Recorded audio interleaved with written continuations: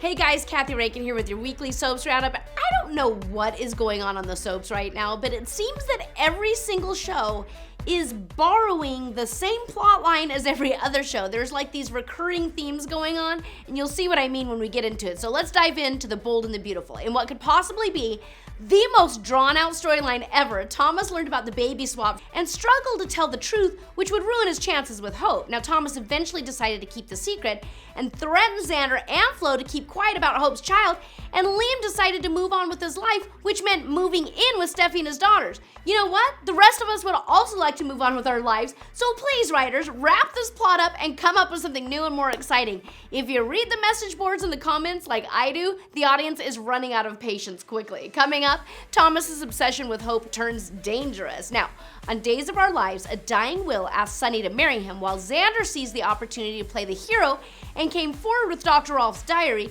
which, wouldn't you know it, could hold a cure for Will's tumor. Now, Ben was arrested for setting the fire at the cabin, but was determined to prove Claire did it. And Ted realized Nicole's child Holly was alive and told her so, only to be clubbed over the head with the ever-popular fireplace poker by Nicole, who's actually Kristen DiMera, in the equally popular soap opera Mask Trick.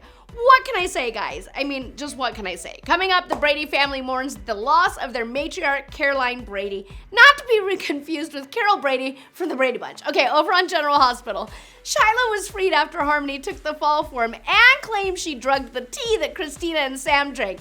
Shiloh immediately went searching for his and Willow's child, and Ryan was transferred to Pentonville, where the deranged serial killer befriended the equally psychotic Nell Benson, who's actually the mother of the child that everyone thinks is Shiloh and Willow's baby, thanks to another baby swap storyline.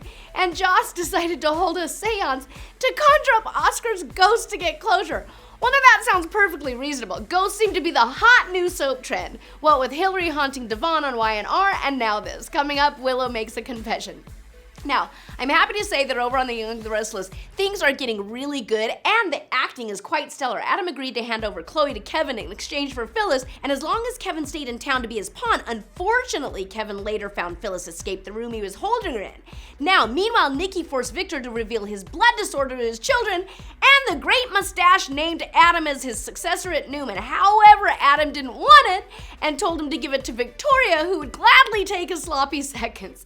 She's power hungry, you guys. Coming up, Victor tosses Adam off his property, and Michelle Stafford is back as Phyllis Summers. And I gotta tell you guys, I love the Phyllis they have now, and I feel kind of bad that she's leaving, but I loved the old Phyllis, so I'm kind of torn, but we are glad to have her back. So welcome back, Michelle Stafford. And that's it for this time. We'll see you next time on the Weekly Soaps Roundup.